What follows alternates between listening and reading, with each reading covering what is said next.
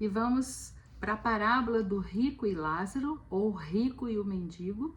Está em Lucas 16, nos versículos 19 a 31. Vamos lá na Bíblia da Mulher e vamos ler essa parábola. O rico e o mendigo. Ora, havia certo homem rico que se vestia de púrpura e de linho finíssimo, e que todos os dias se regalava esplendidamente. Havia também um certo mendigo, chamado Lázaro, coberto de chagas, que jazia à porta daquele. E ele desejava alimentar-se das migalhas que caíam da mesa do rico, e até os cães vinham lamber-lhes as úlceras. Aconteceu morrer o mendigo e ser levado pelos anjos para o seio de Abraão. Morreu também o rico e foi sepultado. No inferno, estando em tormentos, levantou os olhos e viu ao longe Abraão e Lázaro no seu seio. Então, clamando, disse: Pai Abraão, tenha misericórdia de mim. E mando Lázaro que molhe em água a ponta do dedo e me refresque a língua, porque eu estou atormentado nesta chama. Disse, porém, Abraão: Filho, lembre-te que recebeste os teus bens em tua vida e Lázaro igualmente os males. Agora, porém, aqui ele está consolado e tu em tormentos. E além de tudo, está posto um grande abismo entre nós e vós, de sorte que os que querem passar daqui para vós outros não podem, nem os de lá passar para nós.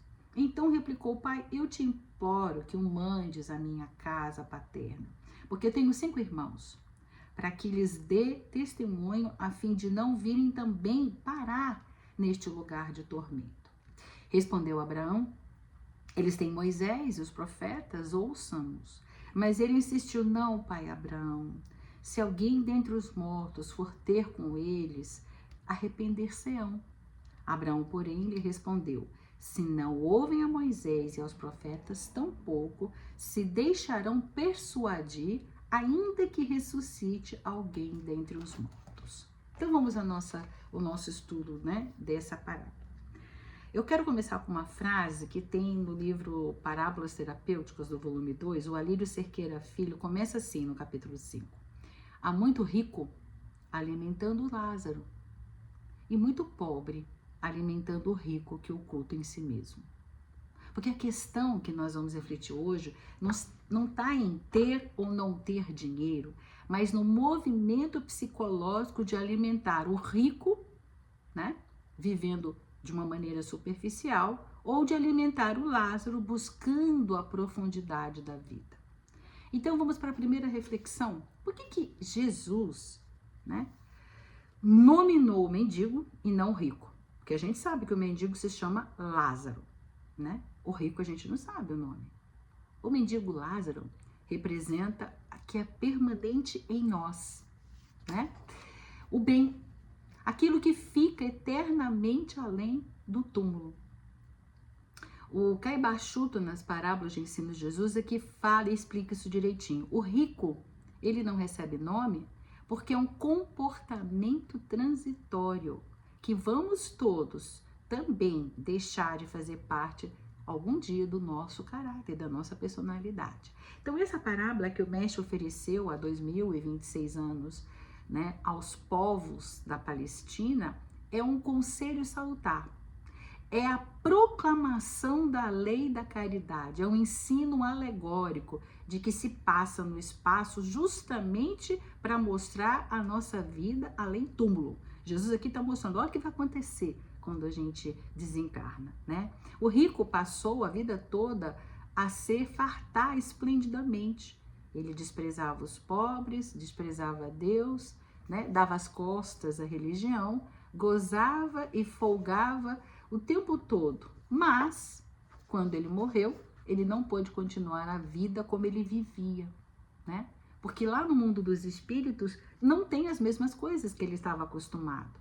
E aí ele começa a entrar em sofrimento vivo e iniciou um processo até de remorso, certo? Olha que interessante que ele está fazendo comentário, porque quando a gente está acostumada às coisas que o dinheiro, né, nos proporciona, o que que acontece? Ah, eu não sei cozinhar, ah, eu não sei fazer isso, né? Naquela época, né? Não sabiam nem se vestir, porque eram várias pessoas vestindo, arrumando, lavando a roupa, passando a roupa, cuidando das coisas, a alimentação, como fazia. Então, quando chega do lado de lá, não tem aquelas coisas. Isso já por aí já começa o sofrimento por si só, né?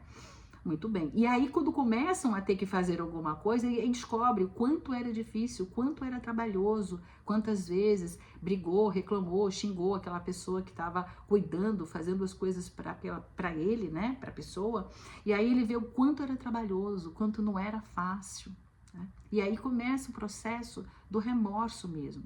O apego aos bens terrenos constitui uma das maiores entraves ao aprimoramento moral e espiritual. Mas os simples fatos de ser rico não constituem um obstáculo irremovível para os espíritos que descem à terra. Não. É difícil, mas não é impossível a pessoa não evoluir. Assim como também as palavras de Jesus por si só não é salvação automática aos pobres dos bens materiais. Isso quem fala é Paulo Alves Godoy nas maravilhosas parábolas de Jesus, na página 74. Quantos pobres são apegados aos bens materiais, vivem em Hades, aqui mesmo, na Terra, atormentados porque não tem roupas de grife, um tênis de marca, bolsas, né? Chanel, sei lá o que, né? Todavia, existem ricos vivendo aqui mesmo, no seio do Abraão. São verdadeiros luminares, autênticos apóstolos do bem. Constrói com aquele dinheiro instituições de caridade, provê empregos, distribui facilidades para a saúde, educação, ampara, né, muitas famílias, pessoas doentes, paga tratamentos. Eles são bons para a coletividade. Então, os pobres de que Lázaro serviu de símbolo, Caibar Schutel fala que são os que sofrem muitas vezes aquela situação com resignação, são os que desprezam os bens na terra porque buscam as coisas de Deus. São, às vezes, usurpados daquilo que eles têm direito, mas não se revoltam, porque creem no futuro. Estudam, esperam, oram, né? Já a riqueza, tanto quanto a pobreza, constitui provas muitas vezes difíceis para os espíritos em aprendizado terreno. Tanto uma como a outra pode ser motivo de quedas e de dores, como de elevação e de felicidade. O seio de Abraão, Caibar Schutel, lá no Parábolas e Ensinos de Jesus, na página 132, ele diz que Abraão, lembra, era o patriarca dos hebreus, lá no Antigo Testamento. Aquele que não vacilou em sacrificar o seu filho Isaac. Lembra disso? Porque ele queria obedecer às ordens do mais alto. Era médium, ele conversava com espíritos. O mundo dos espíritos, na verdade, era o seio predileto de Abraão, era o céu, né? Para lá foi Lázaro. Um mundo invisível, de corpos imponderáveis, liberdade de locomoção, eis o painel majestoso que Jesus, né, desenhou do que significaria o seio de Abraão, que é o que eles entendiam naquela época. Eles conheciam o céu seria o seio de Abraão. O Hades, H-A-D-E-S, Hades, os antigos acreditavam na existência de um mundo subterrâneo para qual iam as almas daqueles que não foram bons aqui na terra. Pois é, o rico queria água. Ele que tomou vinhos, licores, tinha sede, mas a sede não era do corpo. Ele não tinha mais um corpo. A sede dele era da alma. A sede da consolação, a sede da esperança e a sede do perdão. Ele compreendeu a causa das suas dores e o remorso abrasava sua consciência. Acresce ainda Diz Caibachuta, né, que entre nós e vós está firmado um grande abismo, de modo que nem nós podemos viver onde vós estás, e nem vós podeis viver onde estamos. A vossa atmosfera nos abafa, assim como a nossa vos sufocaria. Os ares que respiramos são insuficientes para vós que estáis impregnados da matéria. Então, Caibachuta está mostrando para a gente aqui o que significa quando, né, Abraão explica para o rico, né, por que não pode Lázaro, como ele pediu, ir até lá falar com os irmãos? Porque no local em que eles viviam era tão evoluído, tão etéreo, por isso que ele diz, o ar, a atmosfera iria te sufocar. Seria, olha, nós respiramos ares insuficientes, explica Caibachuta. É como se a gente, para poder ir até o mar, o fundo do oceano, a gente tem que usar aquele escafandro, tem que ter oxigênio, né? A gente não conseguiria ir normalmente respirando num ambiente tão pesado, tão denso, né, como o fundo do mar. Mas também o peixe, ele também não consegue ir, né, respirar o ar que está lá, não está pronto, não está preparado.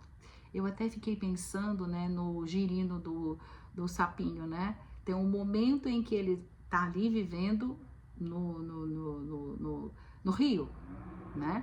E aí ele vai fazendo a transformação, a transição, a metamorfose, né? Ele vai tendo as perninhas, e aí vai se desenvolvendo até que ele já é um sapo e pode viver na Terra, né? E nós talvez estejamos nesse processo, nosso planeta no momento de transição, a gente está nesse processo em que a gente não é girino, mas também ainda não é o sapinho, né? Nós estamos ainda no processo de um pouquinho aqui, um pouquinho lá, né? Então é isso, voltando aqui, né? Trataste só da matéria, só do corpo, cultivaste a matéria, que não vos deixa levar e chegar até nós. Continua o Caibachuta explicando, né? Lázaro conquistou fluidos espirituais para se elevar ao lugar em que se acha atualmente. Eles têm a Moisés e os profetas, ouçam-nos. Os profetas, eles não eram mais que médiums, né? Por quem se comunicava os espíritos que já se encontravam, né, no plano espiritual, mortos. Se eles não acreditam nos médios, como que haveria de crer nos espíritos? Como poderiam os espíritos dos mortos avisá-los como ele queria? Sem os médios indispensáveis para transmitir essa comunicação. Eles não podem ver e ouvir sozinhos os espíritos. Além de que, se não ouviam Moisés e os profetas, cuja autoridade era reconhecida por todos os judeus, eles não iam ouvir e nem atender o que fosse dito por Lázaro. Logo por Lázaro, né? Então a conclusão nós deixamos para o Rodolfo Caligares, né, do livro Parábolas Evangélicas, na página 108, ele diz assim: as penas ou recompensas futuras, ou seja, né, quando a gente desencarna, elas não são consequentes as penas ou recompensas futuras são consequentes aos feitos de cada um, não baseadas em questão de fé, como se diz por aí. É isso.